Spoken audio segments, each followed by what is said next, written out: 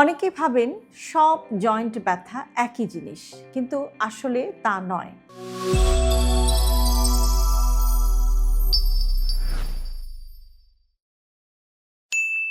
Osteo arthritis আর rheumatoid arthritis দুটো কিন্তু সম্পূর্ণ আলাদা রোগ। আজকের ভিডিওতে আমি এই দুটো রোগ সম্পর্কে আপনাদেরকে একটু প্রাথমিক ধারণা দেওয়ার চেষ্টা করব।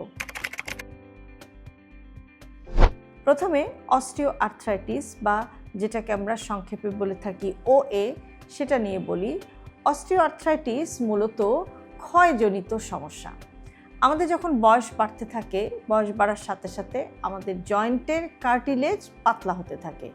অনেকটা এরকম যে বছরের পর বছর ব্যবহার করা দরজার কবজার মতো, যেটা ধীরে ধীরে ঘষে ক্ষয় হয়, এবং সে কারণে অস্টিও আর্থ্রাইটিস সাধারণত ৪৫ থেকে ৫০ বছরের পর বেশি দেখা যায়। বিশেষ করে যাদের ওজন বেশি, যারা দীর্ঘক্ষণ বা দীর্ঘদিন দাঁড়িয়ে কাজ করেন, কিংবা হাঁটুতে যদি অতিরিক্ত চাপ পড়ে। অস্টিও আর্থ্রাইটিসে ব্যথা সাধারণত কাজ করলে বাড়ে, যেমন বেশি হাঁটলে, সিঁড়ি ভাঙলে বা দীর্ঘক্ষণ দাঁড়িয়ে থাকলে। বিশ্রাম নিলে আবার কিছুটা আরাম লাগে। সকালে ঘুম থেকে উঠলে একটু শক্ত লাগতে পারে, কিন্তু এই শক্তটা বেশিক্ষণ থাকে না। সাধারণত ১০-১৫ মিনিটের মধ্যেই কিন্তু এটা ঠিক হয়ে যায়। বড় জয়েন্ট যেমন হাঁটু বা হিপ জয়েন্ট, এগুলো সাধারণত অস্টিও আর্থ্রাইটিসে বেশি আক্রান্ত হয়। এরপরে বলি যে রিউমাটয়েড আর্থ্রাইটিস কী জিনিস। রিউমাটয়েড আর্থ্রাইটিস বা সংক্ষেপে এটাকে আমরা আরেও অনেক সময় বলে থাকি, এটা ক্ষয়জনিত না। মনে রাখতে হবে যে এটা ক্ষয়ের কারণে হয় না, এটা একটা অটো ইমিউন রোগ।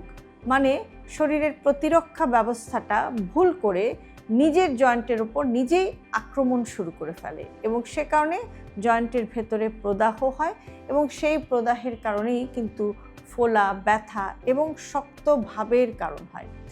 রিউমাটয়েড আর্থ্রাইটিস সাধারণত তুলনামূলকভাবে কম বয়সেও হতে পারে। ৩০ থেকে ৫০ বছরের মধ্যে বেশি দেখা যায়, আর নারীদের মধ্যে এটা বেশি হয়। সবচেয়ে গুরুত্বপূর্ণ লক্ষণ হচ্ছে যে সকালে দীর্ঘ সময় শক্ত ভাব থাকা, যেটাকে আমরা আমাদের মেডিকেল টার্মে বলে থাকি মর্নিং স্টিফনেস। আধা ঘন্টা, ১ ঘন্টা কিংবা তার চেয়েও বেশি সময় ধরে হতে পারে যে হাত শক্ত থাকতে পারে। নড়াচড়া শুরু করলে আবার কিছুটা কমে, অর্থাৎ যখন দিনের অ্যাক্টিভিটিগুলো বাড়তে থাকে তখন এটা আস্তে আস্তে কমতে শুরু করে।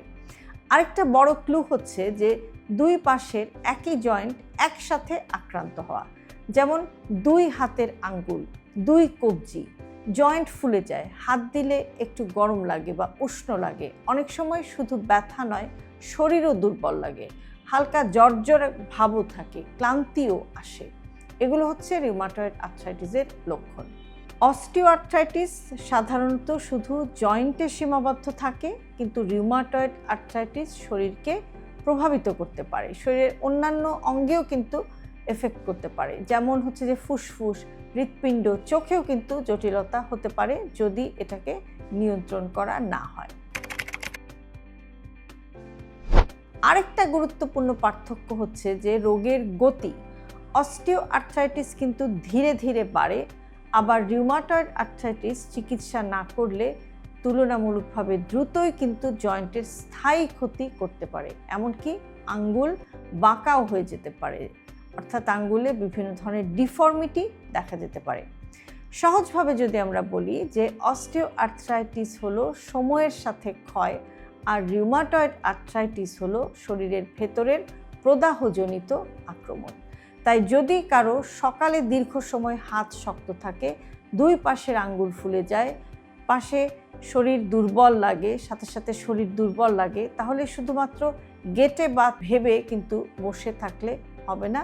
সঠিক মূল্যায়ন বা রাইট ইভ্যালুয়েশন করাটা খুবই জরুরি। আজকের ভিডিওতে আমি অস্টিও আর্থ্রাইটিস এবং রিউমাটয়েড আর্থ্রাইটিস, দুটো খুব কমন আর্থ্রাইটিস বা জয়েন্টের সমস্যা নিয়ে আপনাদেরকে একটা প্রাথমিক আইডিয়া দেওয়ার চেষ্টা করলাম।